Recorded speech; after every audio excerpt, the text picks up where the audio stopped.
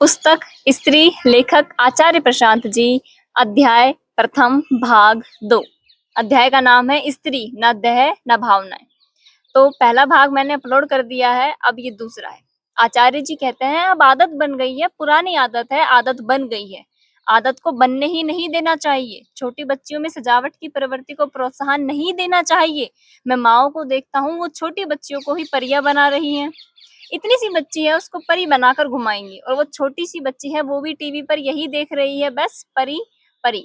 अब वो अभी से सजने संवरने लग गई है, अब वो कहाँ बचेगी। एक छोटी सी बच्ची को सजने संवरने की प्रवृत्ति में डाल दिया है, क्या वो बच पाएंगी। अब मैं देख रहा हूँ 6-6 साल की बच्चियां लिपस्टिक लगाकर घूम रही है, बर्बाद।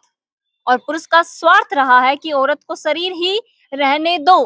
पुरुष का स्वार्थ रहा है कि औरत को शरीर ही रहने दो, तो वो तारीफ भी खूब करेगा। औरत अगर सरल, साधारण, संयमित रहे देह से, तो पुरुष उसकी कोई तारीफ नहीं करता।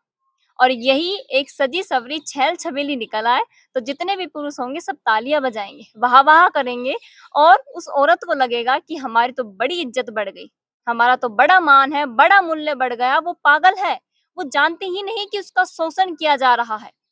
अब प्रश्नकर्ता पूछते हैं, हम सजते संवरते हैं ताकि हमें देखें, अगर नहीं करेंगे तो एक असुरक्षा रहती है। तब आचार्य जी कहते हैं, अरे तो भाई आपके पास देह के अलावा और कोई गुण है ही नहीं क्या। कोई चेतना नहीं है, कोई और गुण नहीं है। ये आप समझ रहे हो क्या कह रहे हो।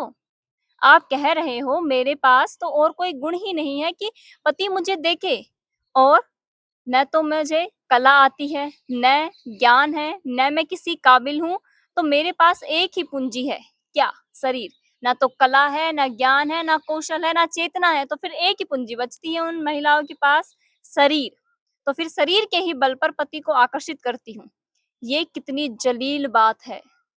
आचार्य जी कह रहे हैं ये कितनी जलील बात है ना। और एक उन्होंने हुक्वड़ दिया यहाँ पर, अपूर्णता स्त्री के अविवाहित रह जाने में नहीं है। अपूर्णता स्त्री के अविवाहित रह जाने में नहीं है, अपूर्णता स्त्री के स्त्री रह जाने में है, मात्र स्त्री रह जाने में। आगे कहते हैं, हजार तरीके हो सकते हैं अपना मूल्य बढ़ाने के। अरे कोई कला सीख लीजिए, कोई नई चीज का निर्माण करिए, स्थापना करिए, अपने व्यक्तित्व में ऐसी रोशनी लाइए कि दुनिया को आपकी ओर देखना पड़े, कि दुनिया को आपकी ओर देखना पड़े। उसकी जगह आप कह रहे हो कि मुझे तो दुनिया में अपना स्थान बनाने का एक ही तरीका आता है, क्या, शरीर। और ये करके आप और कुछ नहीं कर सकते। पतियों में भी काम वासना का संचार हो, फिर पति पशु बनकर झपट्टा मारे तो कहते हो ये देखो दरिंदा।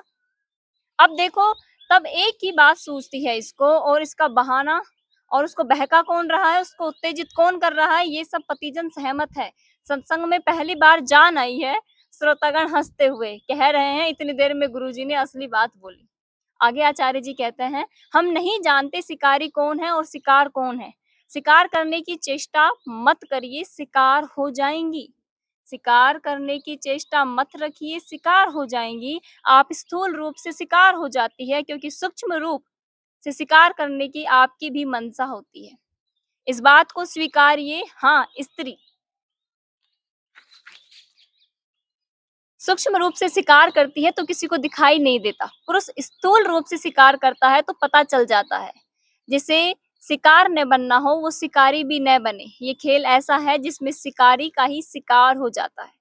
धन्यवाद। प्रथम अध्याय समाप्त। पुस्तक स्त्री, लेखक आचार्य प्रशांत जी।